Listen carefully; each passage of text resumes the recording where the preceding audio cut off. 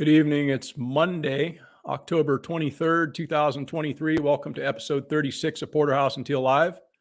And it's been a couple of weeks, actually probably almost 3 weeks since we've been on. And there's been a tremendous amount of things that have been happening. Holy smokes, there's been a lot of things in the news that are giving people cause for concern. And it's pretty easy to get sucked into that. And I, even as a passive consumer of news, it's not something I seek out, but it winds up coming through my social media feed, or I'll catch it in the gym when I'm working out. I'll see it up on the screen, and you can't help but read the headlines. And when you see what's going on, it's very, very concerning. There's probably more concern from my standpoint than I've had in any time in recent history. There's just so much taking place and so much to draw your attention away from the things that are important. But, as I've said on this channel many times, and it's something that gives me peace, and it's something that kind of keeps me grounded and centered, is that the only thing that I can really do about any of that is to just try to make my life a little bit better each day. And so picking and choosing the things that you can do to strengthen yourself, whether that be learning something or improving a skill, something in your life that you can take control of, find a deficiency, and then improve upon that. That's really all that we can do.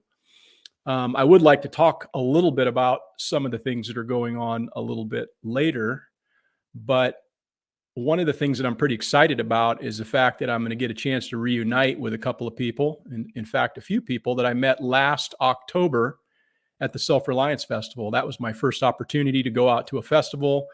I didn't know what to expect. I wound up meeting some people, and it was, it was an eye-opening experience. It really was time well spent. It's something that I would encourage anybody to do.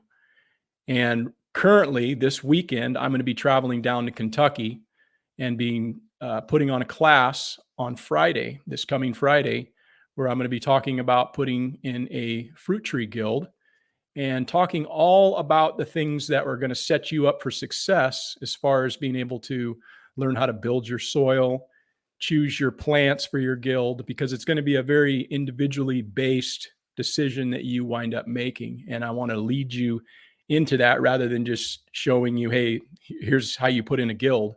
I want you to have an understanding of why you're doing that. So I'm excited about the class. There's going to be a limited number of people in the class, so I'll have an opportunity to speak very directly with a lot of the folks there. So I'm also excited about one of the guys that's also going to be teaching class. His name's Chuck Peoples from Homestead Medical.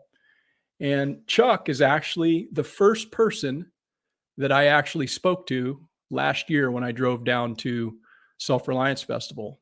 I got out of my car and I started walking around, and I walked up to somebody that I saw, and Chuck was there with his son speaking to John Willis's son. And Chuck was the first person that I spoke to. So I'm excited about having the opportunity to see Chuck this weekend, this Friday, down in Bowling Green, Kentucky. And I've got him backstage right now, and I'm going to bring him in, and let's have a conversation. What's up, Chuck? How you doing, man? Hey, how's everybody? Welcome. Thank you. I've been preparing for this weekend. Yeah. We were having a little conversation backstage, but Chuck's somebody who's been out to a few festivals this year, and you went to the Midwest Preparedness Festival a few weeks back, and then I think it was last week or the week prior, you were at Self-Reliance Festival again. And maybe if you can just tell folks what it is about these festivals that you think is of value. The biggest thing, it's the people you meet. It's building community. And both festivals are different as far as atmosphere, but they're both very good atmospheres. You just have to experience them. Self-Reliance Festival is a lot of speakers, a lot of different content, different varied stuff, a lot of vendors and stuff, where Midwest is more of the family atmosphere. You have more time to talk to people, network with people, see the vendors, things like that, where, there's only one speaker going on at a time, where at Self-Reliance, there's two, sometimes even three at the same time, which is great. You have at Self-Reliance, you've got a huge diversity that you can go and learn just about anything, where Midwest is more focused on, I think, more of the homesteading aspect, the building community aspect, family aspect, which are both great. Where Self-Reliance definitely touches that and does that, but they're just a little bit different atmospheres. But the people is what struck me the most. It's changed my life. All of this has changed my life, to where all my friends come from these circles, which are now a big circle, especially with the Kentucky Sustainable Living Festival coming up this weekend. Right. Yeah, that's great. Hey, you still have kind of an audio issue. You're coming in, I guess, 5x5, but you're kind of, it almost sounds like you have too much gain or something. So I don't know if you upped your gain or what have you, because you're peaking out. So I don't know if you can tailor that back a little bit. Yeah, I can do that. Oh, yeah, I think that was maybe the issue. All right. Yeah, I would echo that sentiment 100%. When I went down to Self-Reliance, I was actually, I was interested in learning some stuff for sure, but I really went there because of the networking that would be a possibility. I'd seen a lot of people on YouTube and maybe watch some of their videos or what have you. And I wanted the opportunity to get a chance to sit down with those folks and have a conversation and just introduce myself. And, to me, it's not like a real kind of a relationship until you actually can physically meet somebody. And that's something that Nicole Sauce had actually, inspired me to do. She had said that. And I was, for a long time, kind of sitting on the sidelines. Maybe I'll go or whatever. Yeah, that's kind of a long ass way, all the way out in Tennessee from California, But by her saying that, it just kind of really solidified the idea of, hey, you know what? Maybe I should invest in myself. Maybe I should take the time and spend the money to invest in myself, because I wasn't going to ever have these opportunities and the relationships that I've established from them if I didn't do that. And so that for me was the biggest takeaway, at least from that initial festival. So, yeah, I'm pretty excited about this weekend, man. How about you? Oh yeah, it's you're going to have people from all three, the Self-Reliance circle, the Midwest Preparedness circle, and then the new circle that Kentucky Sustainable Living has built, with Jason and Bill and Shelly and Jake are doing. And I'm real excited. I get to see you, Grumpy, Spags, Patrick. I mean, just, the whole deal. Plus there's more people that have came in, from, Tag's going to be there, but like Andrew from Combat Arms Training, who was at just this last Self-Reliance Festival, his first, he's actually coming up. Yeah, that's right. Mine's around here somewhere. But yeah, I mean, it's networking with those people, and I feel like this whole group of people, the people I've mentioned, that's my group of mentors. These are the people I learn from, that I can bounce ideas off of and make myself better. I mean, I feel like every time I'm surrounded by them, I come out completely energized, and wanting to go further, push my business further, do things, better and grow things. Right. It's just, you can't find that anywhere. You truly can't. Yeah, it's, I mean, we can sit here and continually say these things to people, and we can continually echo what it is we truly believe and feel, because I felt that same exact thing. When I came home from Self-Reliance, I was like, man, I was getting just so much done. I was just so much more motivated. I'm a very motivated person to begin with, but that just kind of lit a different fire underneath me somehow. And it wasn't any one specific thing. It wasn't any one individual speaker or person that I came in contact with. I think it was the collective of the people that were there, the energy that was there. And it wasn't even apparent to me at the time when I was there, quite honestly. But what I had is I had 3 days. Well, it took me about 2.5 days to drive home. So I had 2.5 days in the car to kind of ruminate on what I'd just seen. And it just hit me differently because when I got home, I was just fired up, man. I started this channel. I was doing all the stuff that I had said, oh, I'm going to do that someday. And it just invigorated me to like a new level. So that's really what I hope people get from coming to this festival. I hope that that's what I'm able to inspire people to do that happen to come and take my class.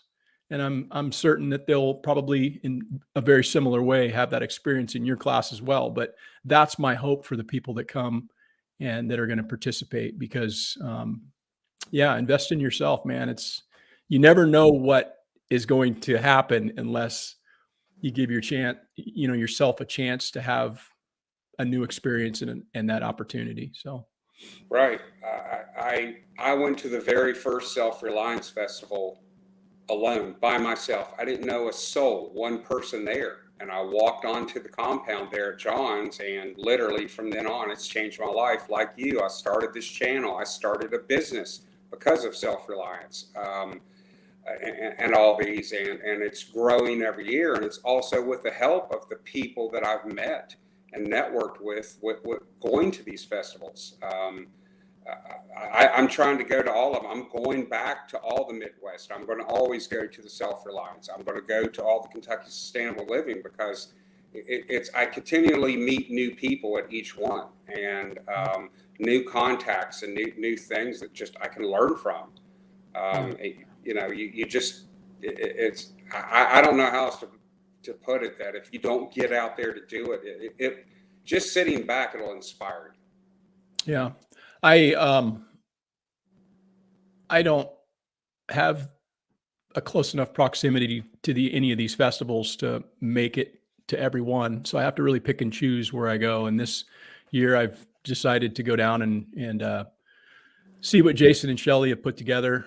And Jake, he's been a big part of what they've done down there in the Kentucky Sustainable Living Festival. So I'm really looking forward to going to this inaugural event, and I'm certain that it'll only get better over time. But I really think that people, again, can benefit by getting in at the ground floor. I for many years kind of thought, I'd like to go to Jack's workshop, because of how cool that is and everything. And, I kind of realized, man, it's like, whatever, man. There's cool people to meet other places too. I'm not saying Jack's workshop wouldn't be cool to go to, but I mean, when the thing sells out and like, it's just hard to get in, but these are accessible to people and you're still going to meet like amazing, cool people there. You're going to network, you're going to develop that underground network. And it's really something that I'm looking forward to. But hey, go ahead.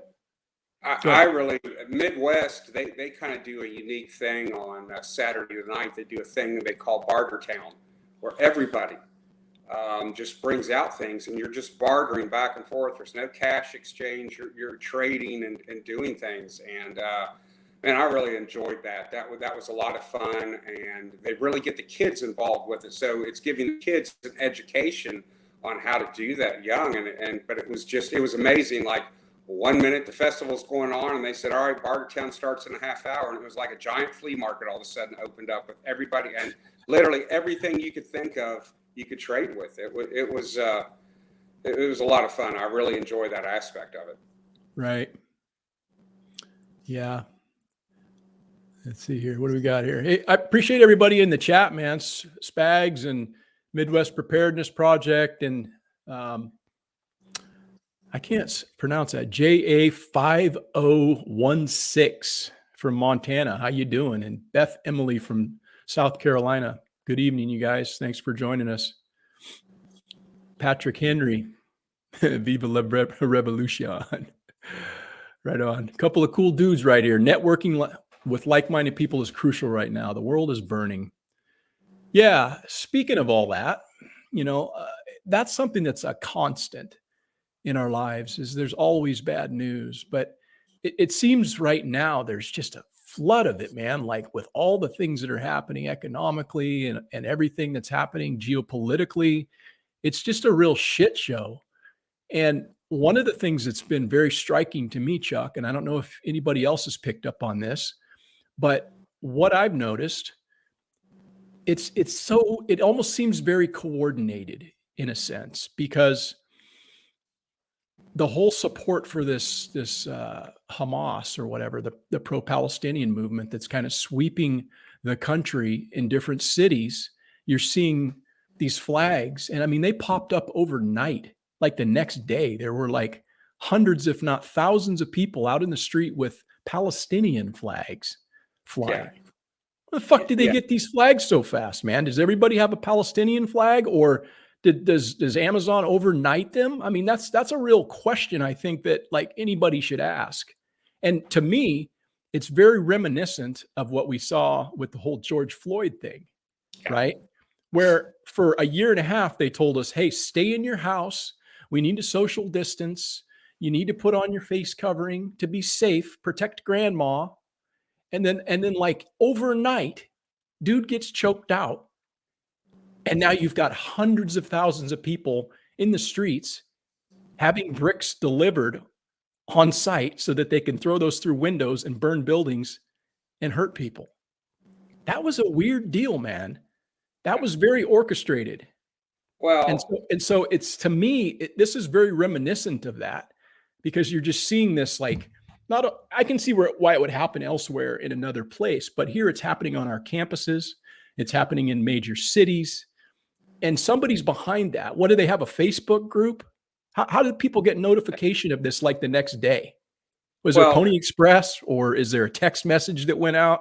So these are questions that I have, and that I think that if people step back and they actually evaluate what they're seeing, they have to realize that this shit is happening because people want you to see it happening in this way, and it's being promoted on the media. So it's just a really weird thing to see. But I think that, you know, if we keep it in perspective and realize that we can't do anything about it other than just to know these things are happening. I don't know. What are your thoughts on this whole deal? well, it's like you said. I mean, where did the flags come from overnight? And then the other thing that I noticed was they had these professionally printed signs at all these overnight protests and stuff like that. I just want to know what print shop is open, 24 hours to put out thousands of signs in different locations around the country in different places that all of a sudden and all these groups are able to come out with all this and prepared messages. If you listen, they had a script, different interviews, the little bit that I caught that I saw in the beginning, it was almost like, they were all reading from a script, when they were being interviewed spontaneously by the news. I mean, I don't know. I think all of it's prepared. I think all of this is planned. Yeah. I think it's part of a bigger plan that hasn't reared its ugly head yet, but I agree with you 100%. This wasn't just spontaneous. It's not grassroots, man. It's not some Right. grassroots thing. There's people behind it. And I think that, Right. People just need to understand that. And, nothing we can really do other than to just be aware of what's happening around us and to do the things that we've always talked about, which is preparedness. And there's so Right. many different areas you can go in preparedness. And I think the way that I see people, this is how I view people in the world right now. You've got folks who see what's happening, but they're not willing to do anything because they realize, man, I got a long way to go. Yeah. I feel very overwhelmed. So I'm just gonna be like an ostrich and put my head in the sand and just kind of keep living my life like I'm going, just stay on the rails, right? Yeah. And then you've got people who on the other extreme of things that see what's happening, and then they like their light bulb goes on, they freak out, and then they're like, like I need to get all this shit overnight. Yeah. And then you've got people who are taking a little bit more balanced approach and just trying to move one foot in front of the other each day, knocking off those things that we have something, to some ability to impact. And that's kind of the camp that I like to try to keep myself in, because it keeps me centered. If you start worrying about all the things that are potential that could befall you, you're gonna bury yourself. And it's not smart to go through life with your head in the sand either. So we No. just need to keep grounded, keep our eyes peeled, and just realize that everything's happening for a reason. There's Yeah, it is. And the thing that, I quit not watching the news a long time ago. And then when this little new thing started, I kind of looked at it and said, it's just another piece of the puzzle that they're controlling, that they're building with the puzzle. And I just didn't pay attention to it, because really I only look at the things that's going to directly affect me or my family or around me. But as John Willis says, it really doesn't affect the temperature of my pool, right now. So, but there's other things going on. It's diversions, just like, a lot of people don't realize, the government put one of the largest manufacturers of 5.56 ammunition, told them they can't sell to civilians anymore. The only stuff that they can make has to go straight for the government. It's little things like that. It's like, why is that happening at the same time? This whole thing happened, and then a couple days later, that gets put down. And it's little pieces. I keep noticing, and it's what is this the big diversion for that we don't know of yet? Yeah, I think aside from the diversionary fact of everything, I think what they really want to do is their ultimate goal is just to have people in constant chaos and keep us divided. They want us to pick a side. They want us to either grab the Israeli flag or the Palestinian flag, right? Yeah. And there's so many people that are willing to do that when they don't really know the full story of anything. They're just like, oh, well, that's bullshit. You shouldn't, chop people's heads off, or that's bullshit. You shouldn't, invade somebody's land or whatever, based on something that they don't really have the full picture of. And so they're picking a side when they really don't have the full picture. And that's what they want. They want us divided. They don't want us ever to be unified. I mean, I honestly believe part of it is Ukraine wasn't working, so there has to be something else now. There's got to be something else that they can refocus attention on and try to divide us. I mean, really, all the people who's talking about that, yes, they may have family there, they may have things, but the one thing that gets me is how many people does it really affect what's going on in Israel and Palestine? Does it really affect here? Yeah. Is it really doing your everyday life? Right. Yeah. It's sad because the people that they've convinced to choose a side, to, say one side or the other, that other side's not really going to be there to support them when it comes down to it. If you're waving a flag that is willing to take that sort of violence to meet whatever end it is that they want, they're not going to be there. Your head will come off too. So, it's just one of those things that I think. What's that? I'm going to run and get the charger for my computer real quick. I was out here working on kits, and I haven't plugged my computer. I'll be right back. Just keep talking. I'll be just a second. Yeah, copy that. Yeah, guys, the news, man, it's something that really can get you down. There's a lot that's always being pumped our way that's just there to really show you the worst of everything. But there's just so much more of it now. And I think it's just smart to keep your eye focused on that to some extent, but not get to the point where you're getting bogged down, because that's not in any way going to be productive. One of the first things that I wound up doing back in the day, I used to watch a lot of talk radio, listen to a lot of talk radio, watch the Fox News, watch the whatever, getting wrapped up into things politically. And it just makes you angry. It makes you very, just because you feel helpless. And one of the things that really like woke me up was an episode I listened to on the Survival Podcast, and it was when Jack talked about turning off the frickin' news. And that was the one episode that I listened to that I went, maybe I should try that. And so I turned the news off for like a couple of weeks. And it was amazing, my outlook, the change in how I felt, and the productivity that I felt, knowing that I'm getting up every day with a new renewed focus. And that focus was to make things better for myself and my family.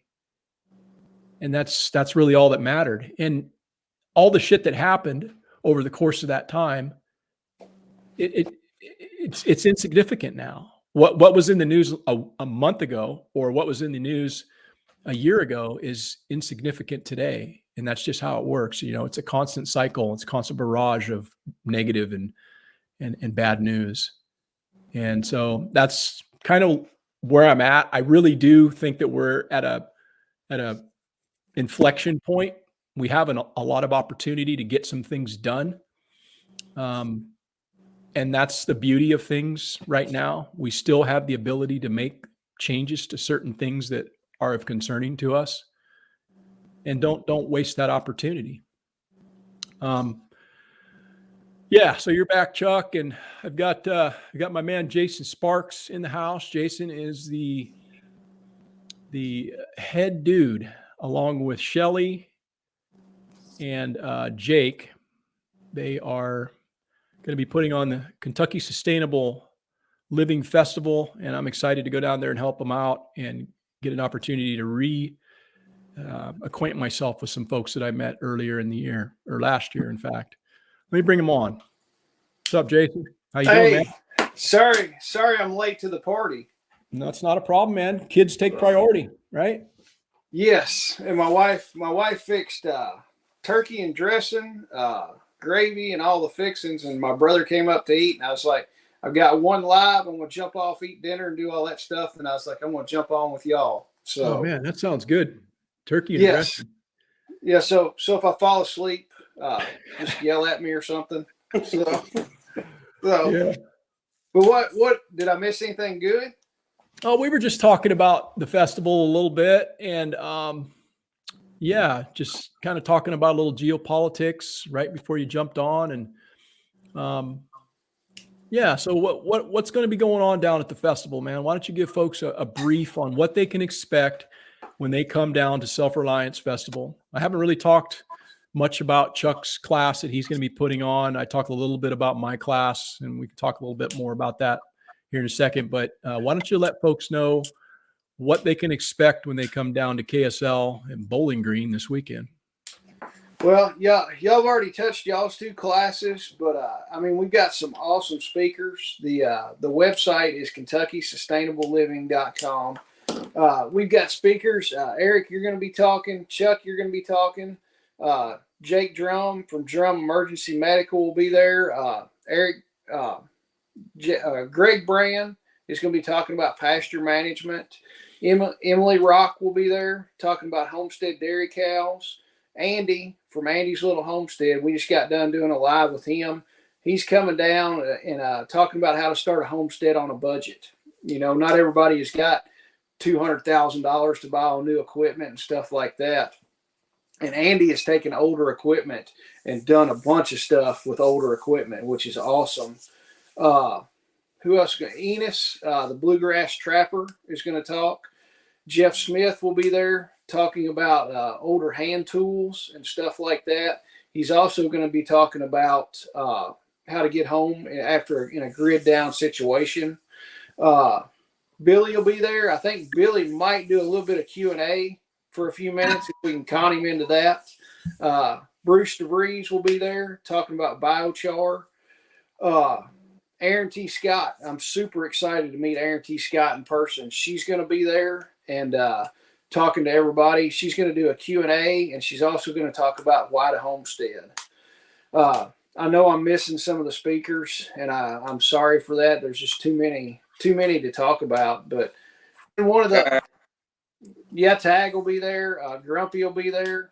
So I forget. I mean, even if I got a list in front of me, I'll forget to say somebody.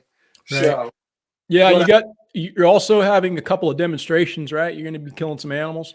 yes, Darren Strong from Hacks from the Homestead is going to be. Him and Billy are going to be doing a pig processing class, and we're going to take the pig from start to finish. So that pig will be alive that morning, and it will be pork chops in the afternoon, and they're going to show you step by step. The only thing you won't see is actually unaliving the animal, just because we can't do it on the campus. So we're going to do that at my house and bring it right up there. And then Sunday we're going to have chicken processing. So we've got a bunch of vendors. I think 36 or 37 vendors will be there. Everything from soap that people make at on their homesteads, all the way up to storm shelters, to construction equipment, to hoop houses. Custom knife makers will be there. Chuck's going to be selling medical stuff, assuming we can get it because of the crap going on over there. So it's in tight supply. But yeah, I mean, there's something. Yeah, I mean, there's something for everybody. Shelly's planning some stuff for kids, so we're going to have some kids activities. Chuck is going to do a small little kids activity on medical stuff, something basic for the kids. And probably the biggest thing that I'm most excited about is the Vets for Child Rescue dinner that we're doing Saturday night. And there's still a few tickets left for that charity dinner. Vets for Child Rescue is a great organization. It's well worth it to spend your money and donate to them. You get two things with the dinner. You get to know that you've given money to an awesome charity that are just doing awesome work. But you also get to spend, these two guys are going to be there. You'll get to spend the night talking to them, eating dinner with them, and getting to ask them questions one-on-one. And all the speakers will be there. So it's your chance to get a little bit of one-on-one time with the speakers and talk to them if you've got some questions. Yeah, we're fast approaching that date. That's coming up real soon, man. I'm actually starting to pack some bags and think about what I'm going to be taking, which won't be much because I'll only be there a couple days. But trying to get things squared away around here on the homestead and make sure that it'll be in good hands when I leave, obviously, but they won't be my hands. So I need to make sure I get things kind of settled and lined up like they should, run most smoothly. But I've also put a link in the description here. So folks, if you're looking at possibly coming down, take a look at the website, Kentucky Sustainable Living. And again, there's the class that I'm putting on Friday. There's a class that Chuck is putting on Friday. And both of those are going to be fairly extensive classes. You're going to learn a lot of information that you probably didn't have coming in. And at least that's my hope in teaching this class. So, take a look at that and see if that's something that you're interested in, because, I'm excited about participating, man. I'm excited about going down there, meeting some people and sharing some info. Oh yeah, for sure. And we are 99% sure that the guild class, the actual hands-on part, we're going to come down to my place, which is 5 or 6 miles away from where the event will take place. And you'll get to see one that's been put in for a year. It won't be weeded. I need to spend a few minutes weeding, but if you can look over some weeds, you'll get to see everything, the progression. You'll get to see it from when you plant it to what it should look like in a year. So that'll be really. Yep. Skeins Girl's going to show up. That's cool. I'm glad to see that you're coming down there and get a chance to meet you. And that's going to be good. Yeah, I'm excited. Skeins Girl's coming. Yeah. So. Yeah, the elusive Skeins Girl. Yeah. I see her on the chat all the time, but she must be real. She must be real. Yeah. Wait till you meet her in person. You're shaking your head, man. What's up with that? Oh, she's good people. That's what I like. Very good. I like good people. She talks a lot now. Get her in person. Right on. So what's going on your guys' homestead? Let me get a little bit into that. What do you got going on, Jason? I know you're always working on new things and trying to improve the place. So what do you got in the works, man? We set posts for a greenhouse Saturday. So we're doing a 14 by 22 greenhouse. Is it going to be like a kind of a high tunnel type greenhouse or with walls and? No, we're going to build this. It's going to be pretty much like a post frame building, like a pole barn. Yeah. We're building it like that. The bottom third of it, you really don't get any light or any useful stuff on the bottom third. And if I've got to weed eat or do anything around it, I don't want any kind of glass or poly on there just in case. So the bottom third of it, we're probably going to put in cedar or something like that. And then the top 2/3, we're going to do old windows with it. I kind of want it to look, I don't know, not like a Hobbit house or anything like that, but I just don't want it to be your standard run of the mill kind of looking greenhouse. So we're going to put, there's Shelly. I'm Shelly's not in bed. She's worn out with everything she's doing. But yeah, we're going to do old windows in it. And then the roof, we're going to do polycarbonate, the clear poly on it. Wow. So yeah, that'll be nice, man. Yeah, it's going to be neat. Yeah. Now, do you wind up putting in a winter garden, Jason? About the only thing I do is garlic. Okay. So we'll put garlic out. And then I've got a bunch of garlic down in the food forest. So it'll be coming up. But that's about all I do. You can do some of the other stuff. They say you can overwinter carrots, but I've never done it. Yeah, you can. They'll do fine, and they actually, it's almost like having them in a like a root cellar or something. You know, they just stay nice and cool. So yeah, you can overwinter them. They'll be just fine. And I'm kind of moving. I've watched Billy so much on permapastures and he really preaches the whole perennial system. Mm-hmm. And I really that's the big thing that I've gotten excited about. You know, the food forest and the guilds, you kind of plant it and you do a little bit of maintenance on it and it kind of goes on autopilot and you're not planting the same stuff year after year. You kind of plant it once and let it do its thing. And right. Yeah. If you can find perennials that suit what it is that you like to eat, there's a lot of things that are annuals that a lot of people like to consume. And, you know, that doesn't fit the perennial mold, but perennials, man, for the win, for sure. I'm all about perennials because it's kind of like you plant them and they're good for year after year. You know, you just kind of have to do a little maintenance.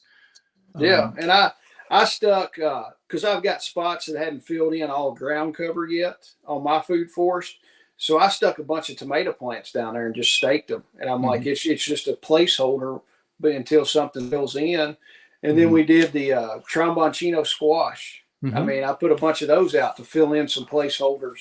And, you know, now in the springtime, the strawberries will start creeping on over there. But we're going to have a new area of food forest, and I'll just fill it in with some annuals like I did this year and just kind of keep doing that. Yeah, squash is really good. Pumpkins, they're very broad leaf, and then they spread out and sprawl quite a bit. So they provide a lot of ground cover as an annual. And, you know, you can just cast that seed out there and it'll just, you know, just kind of do its thing. Shelly got taken over with the tromboncinos this year. Yeah. What about you, Chuck?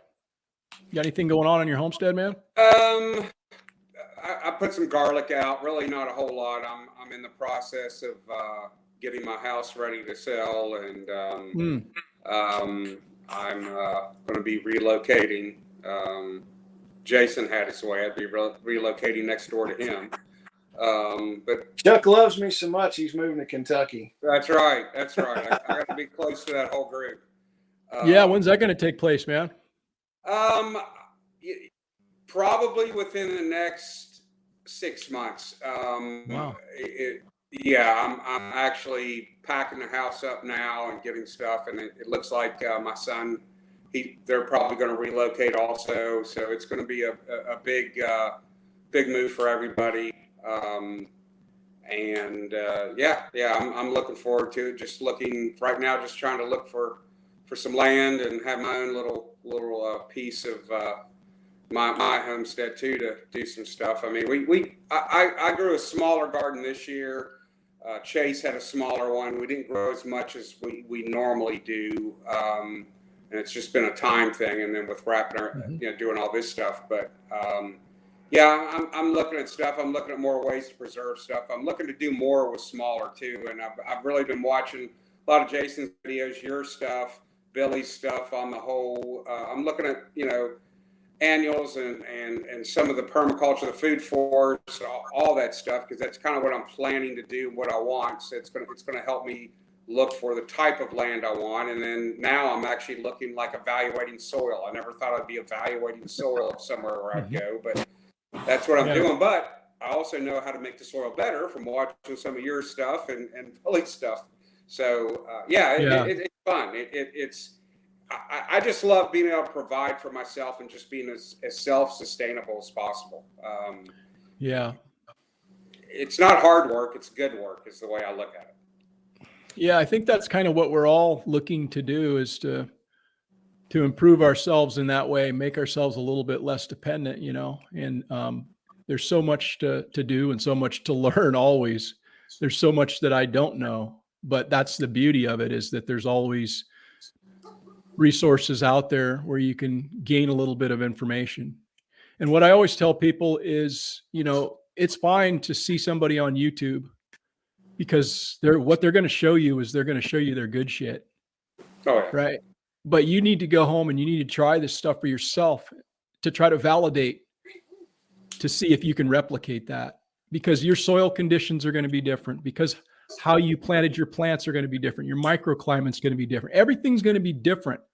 So it's one thing to get ideas from people, and there's a lot of great ideas out there, but in order for you to actually do any of these things, you have to actually get out there and do it. And so that's what I want to be able to maybe impress upon some folks this weekend as we sit down and talk about soil development and talk about putting in a guild and choosing plants for that guild, and why you're doing what you're doing, I think is a very important thing to teach. Not just say, hey, these are the plants and here's a fruit tree, let's stick them around like this. That's one thing, but I want you to know why you're doing that.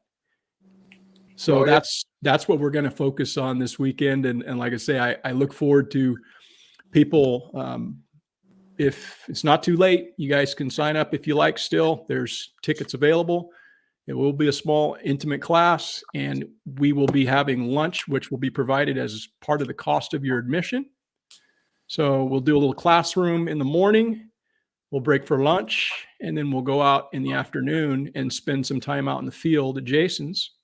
And as he talked about, get an opportunity to kind of see what was done the prior year, and it'll give you a better understanding of maybe what you can expect. So, and the whole thing about getting out and trying the stuff and showing. I mean, I show when I fail at stuff. I mean, but I'll show it. You see all these people. I saw all these people on YouTube. It's like grow bags. Grow bags are the greatest thing ever.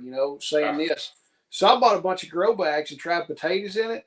Dude, it sucked. I mean, I didn't get nothing. I'm like, and I did a video on it, and I'm like, grow bags suck pretty much. I think I got maybe a quart thing of potatoes, and they were so small. I was like, this is not even worth it. Yeah, I did the grow bags too, and I failed miserably at it. I had much better success in smaller containers growing potatoes than I did in any type of grow bags. And it's just like this year, last few years, my peppers, any pepper I grew just was abundant and kept going and going. This year, I didn't do anything different, planted them in the same place, did everything the same way.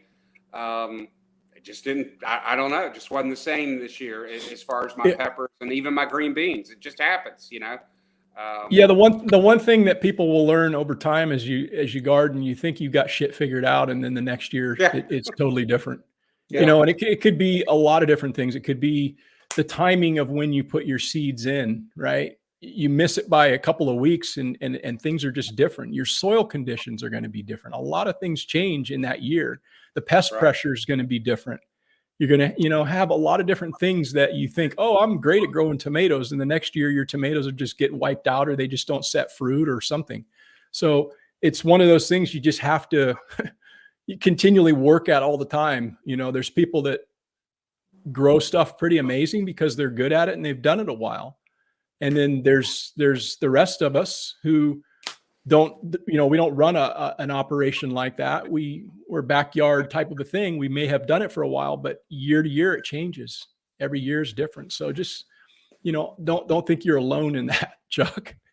Well, it just goes back to we all failed. There's something that you think, just like you said, I thought I had the peppers down, and and after last year I went, all right, I've got this right where I want it. This is going to be a good year. I don't have to try to figure anything out. So, and apparently I do. Now I got to figure it all out again.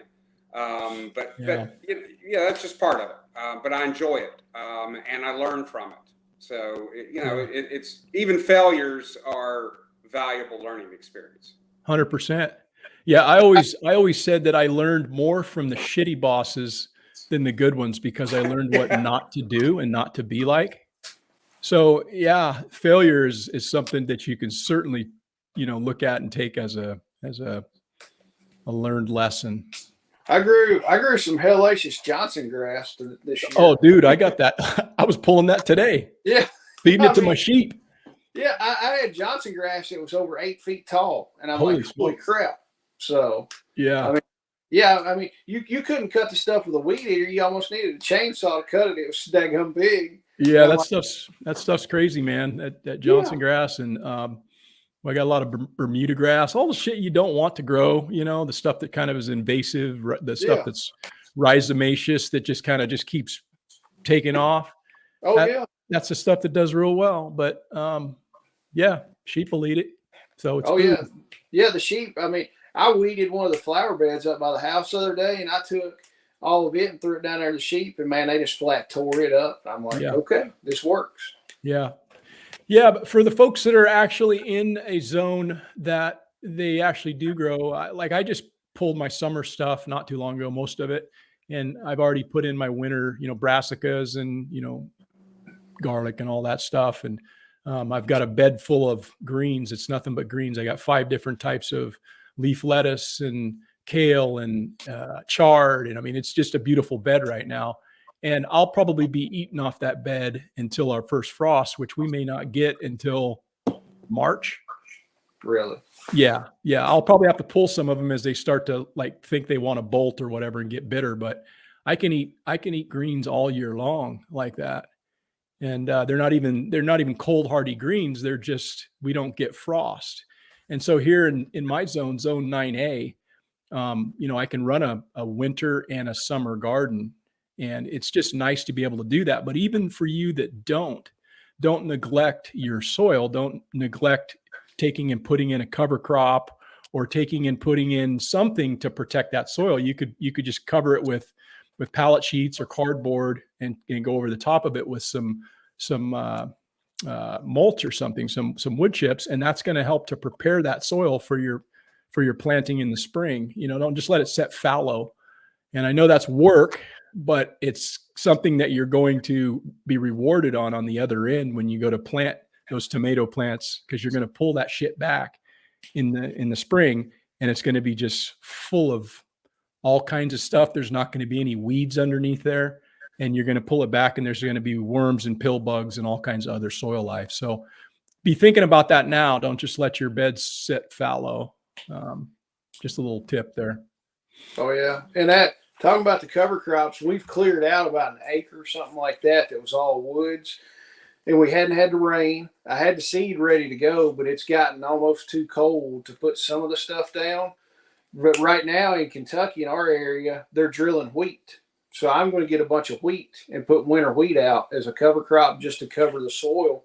And that winter wheat will come up, and you can graze your animals on it. So what I'll do is graze them. Once it gets tall enough, I'll graze them a little bit, and then probably let it go ahead and head out, and then let them run in there and eat it. And before I do that, I'm going to sow all my pasture mix and let them trample the seeds in, and they'll trample a bunch of it too. So it's going to act. You just don't want to have that bare dirt sitting there. Yep. 100% correct.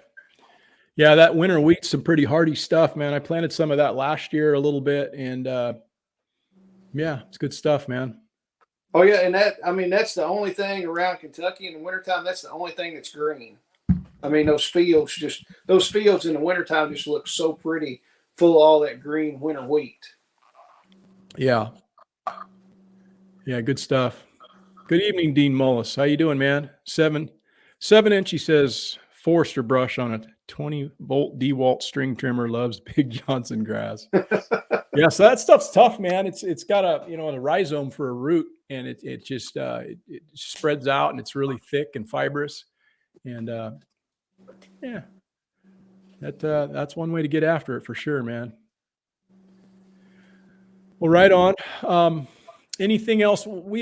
Chuck, you haven't really talked about what you're going to be doing in your class. Why don't you let folks know what they can expect when they sign up for your class, Homestead Medical? So, yeah, my class is going to be Friday. The only bad thing about my class on Friday is I've got to miss your class, Eric.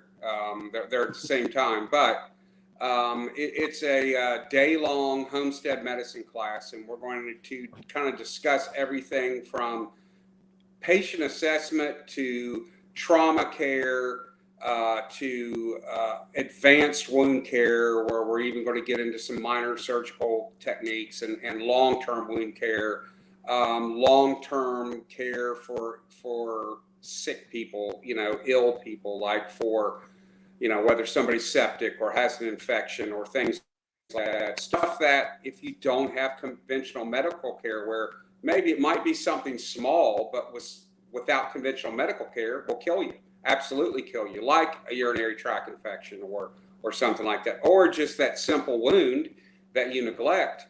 And we're going to talk about that. We're going to do that, and it's a very hands-on class.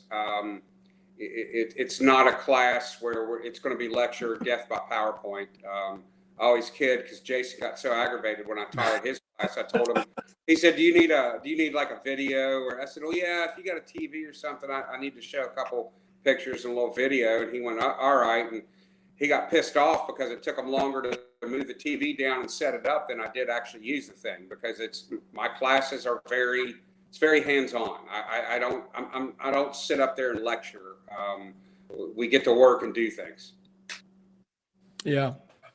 Yeah, I think that that's a super important skill, man. It just is. And it's one of those things that's actually quite, I think, neglected by people. We overlook it. And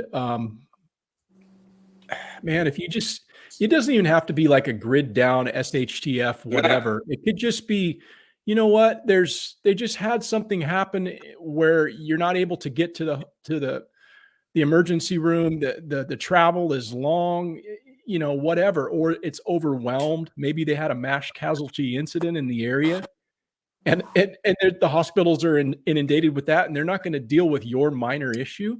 So it's just going to be something you're going to be delayed on. There could be a lot of things that could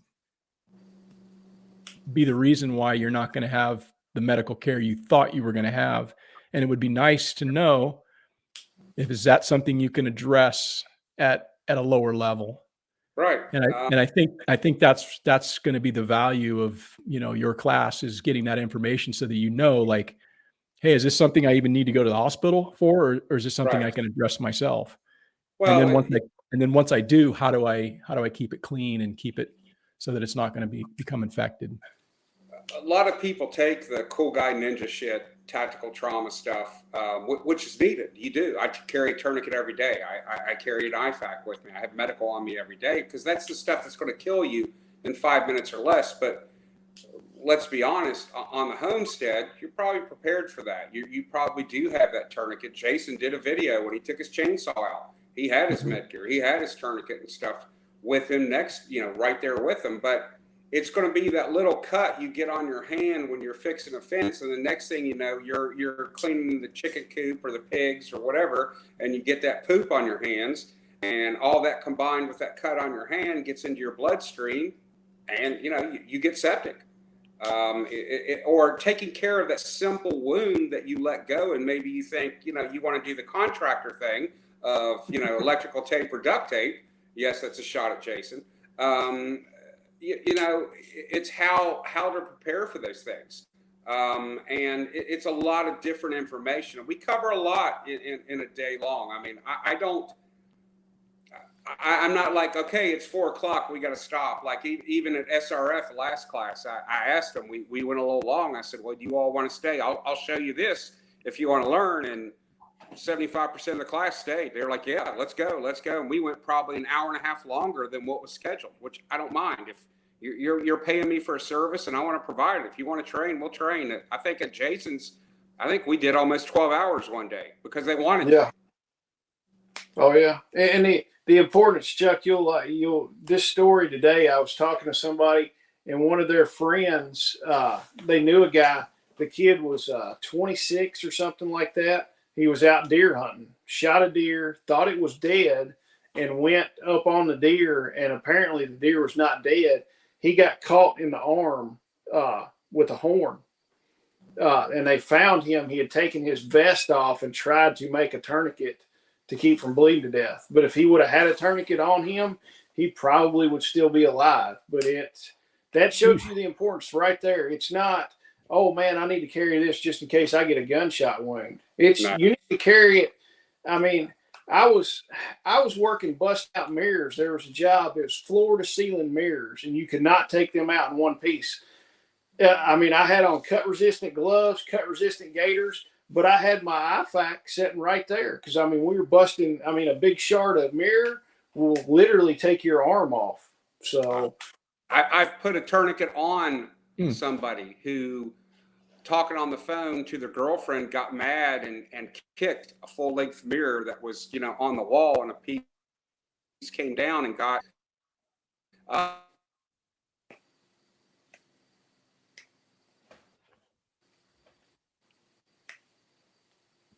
think Chuck glitched out on us there. Yeah.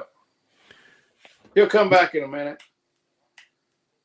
But yeah, I mean, that's the importance of tourniquets and having medical on you all the time. I mean, it's a shame that boy had to die, but it was like, that just shows you not, I mean, even when you're doing mundane task at the house, that stuff like that happen.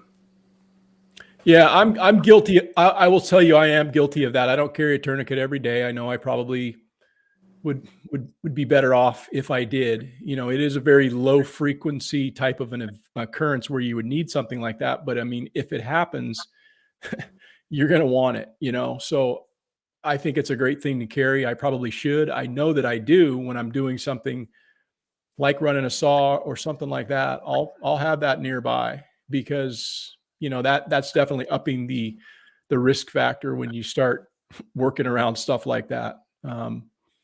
But yeah, that's my bad, I guess. I need to practice what I preach, but I don't preach carrying it every day. Chuck does, and Chuck's the man when it comes to that. So you guys need to take his class.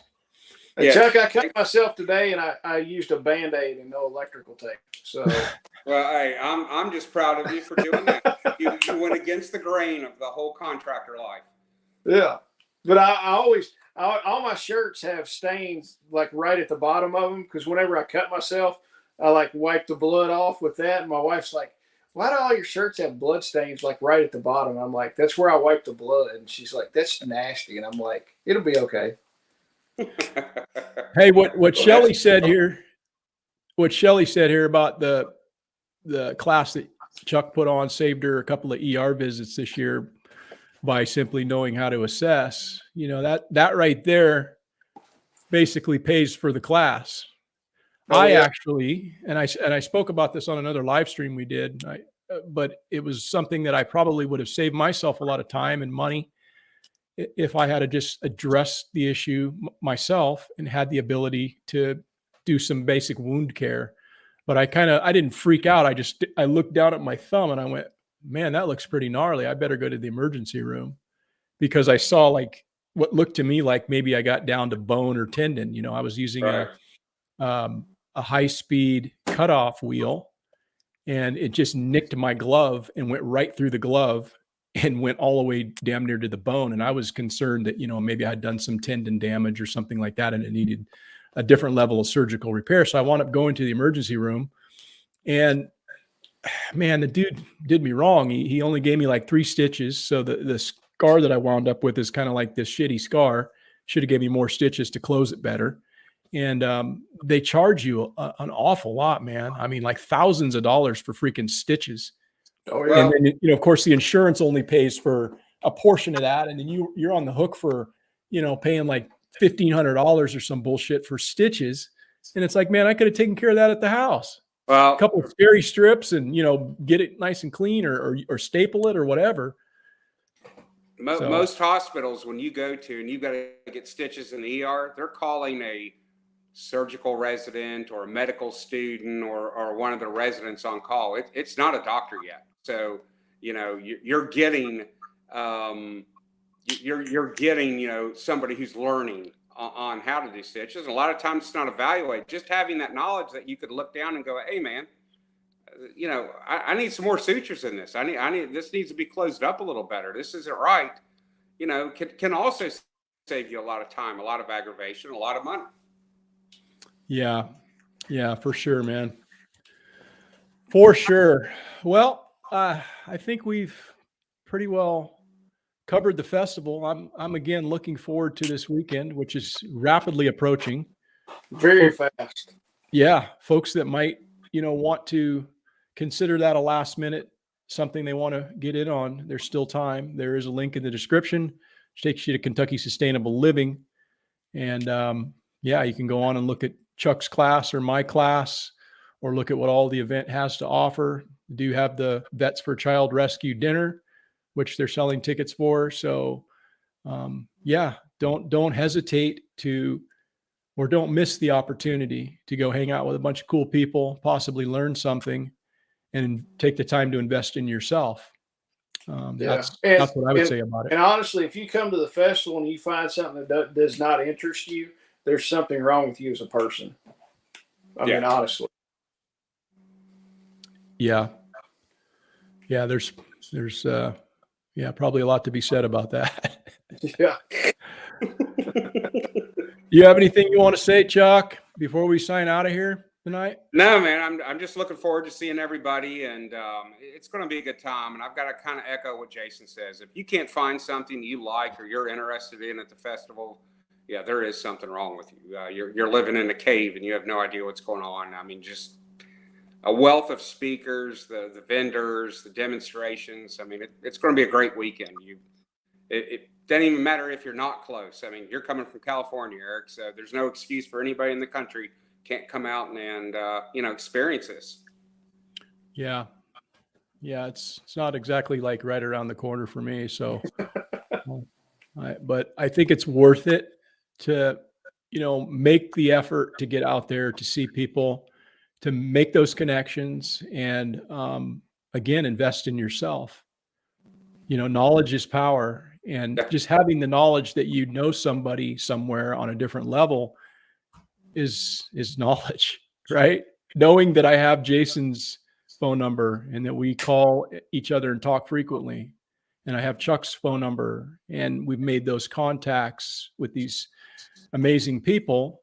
That would have never happened had I sat on the sidelines and decided, oh, well, I like to watch YouTube videos and everything, but maybe someday. Well, I don't know when that day is going to be, but we're having a festival this weekend that you guys are all invited to down in Bowling Green. It's the last opportunity, kind of, really. I don't think there's any more of the fall festivals kind of going on right now. Yours is the third and kind of the last few month or so. And the thing is, it's great to watch YouTube videos. It's great to do lives. It's great to, talk in the comments and all this, but actually shaking that person's hand and getting to meet them in person and spending, even if you get to spend just 10 minutes with this person live in flesh, it's worth coming to the festival. So, I mean, I would not know these two people if I wouldn't have got off the couch or got off my place and went to these festivals.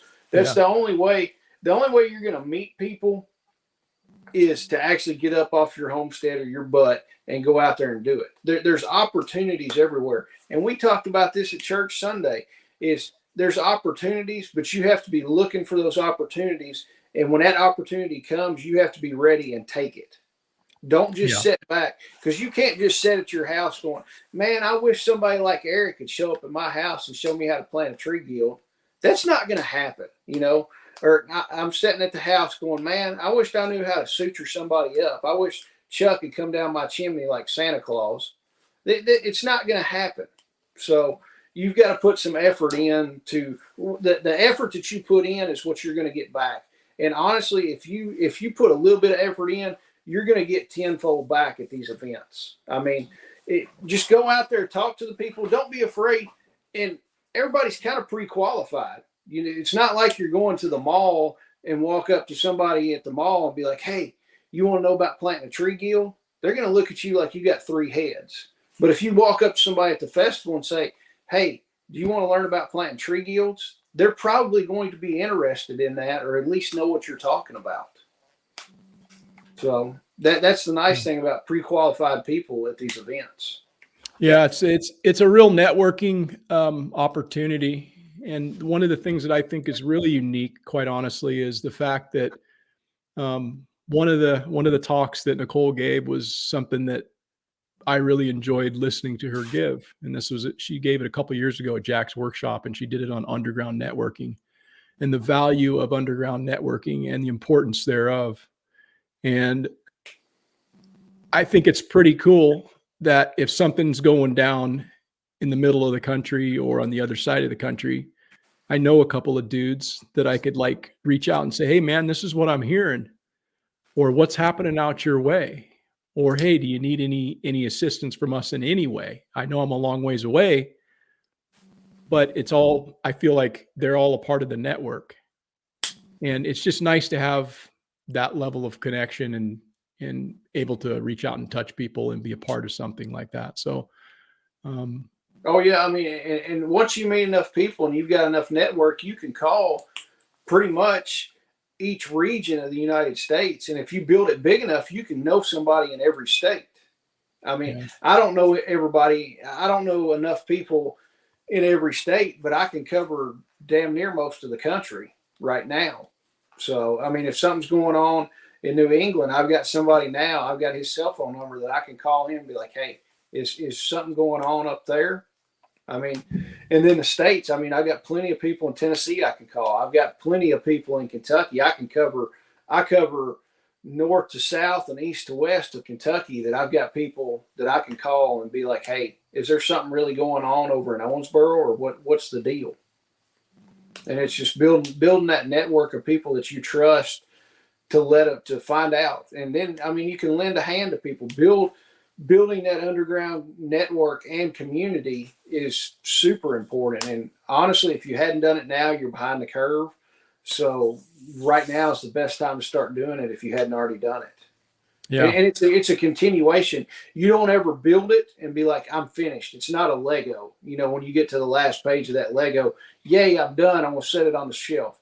You continually do that. Yes, I've got a good network of people, but I want it bigger and better all the time. I'll never stop building it. Yeah, I think we're going to need it more than a lot of us realize. And you know, it'd be nice if so much of it wasn't digitally controlled, that we had the ability to have those in-person relationships. And that's what these type of festivals can help to foster, you know, because we have this connection now where we're all talking live over the internet, but it's just different when you're able to establish relationships with people that may be somebody that you're able to do some real FaceTime with. That's where it really, you know, the networks really start to build. But you're not going to get there when you're sitting on the sidelines, like Jason said. So I hope to see some folks there this weekend. And and like John has always said at SRF that you'll meet somebody 15 minutes away from you, which it's true. And not everybody does. I met a guy that lives 15 minutes or less down the road from me. Never knew he was there. Met him at SRF. And then Andrew from Combat Art Training, he was like, "Hey, I've got a guy that wants to be a vendor." I'm like, "Cool, shoot him all my info, have him get a hold of me." This guy is, he's about 30 minutes away. He's in the next county over. So I'm like, "Cool, I've talked to him on the phone several times already." So he's going to be a vendor. So right there was 2 people that I didn't know existed until last weekend. cool. Yeah. You meet these people, and every event, I meet new people. I have new contacts. I was actually starting to put together a list of all the contacts of either phone numbers or at least emails somebody I've actually corresponded with and met in person all over the country. And right now I'm up to 41 states, and it's all because of these events. And if I keep going, I'm going to see, and I actually did meet a guy. I didn't get his number or contact info, but there was a guy at SRF who flew in from Hawaii to be there. He did it just to beat Eric. Yeah. So, it's like what Eric said. I mean, if you want to know what's really going on, we have the means now to somebody that you've had FaceTime with, one-on-one time with, that you could call and go, hey man, what's really going on? Instead of what we're being told or what's being scripted to us. Yeah. Yeah. Well, awesome guys. Thanks for jumping on tonight. And no problem. I'm looking forward to this weekend. It's coming up, rapidly approaching, and we will be in Bowling Green, Kentucky, all kind of hanging out together and doing the thing. I hope some folks that listen to this before that event get an opportunity to come down as well and spend some time with us, because I don't think you'll be disappointed. So with that, I think we'll probably wrap it up for the evening. And I appreciate everybody that's decided to join us tonight and chime in the comment section. But yeah, I'm looking forward, Skane's girl, seeing you this weekend. What does she have to say? Yoda met somebody from South Louisiana, introduced to them from Faith K, who was originally from Huma, which they live 10 minutes from my daughter. Yeah, it's a pretty small world. I actually met some folks from California when I was in Self-Reliance Festival. And yeah, they're several hours south of me, but I got their contact information and we've corresponded a little bit. So it's pretty cool, the people that you will meet. And you're only going to meet the people that you have the desire to meet. If you go to one of these events and you just sit on the sidelines and expect people to come up to you, that may not happen. So you have to be the one who's willing to engage and initiate that contact. But I can almost assure you that most people are going to be receptive to that. So don't sit on the sidelines when you go to these things, because, don't be a wallflower. Everybody's there for a reason. And generally speaking, they're there for the same exact reason you are, which is to meet people, to network, and to possibly learn a few things. So I guess with that, thanks guys for joining me tonight. And thanks everybody in the chat. Look forward to this weekend. Yeah. Thank you, Eric. Right on. Thank you.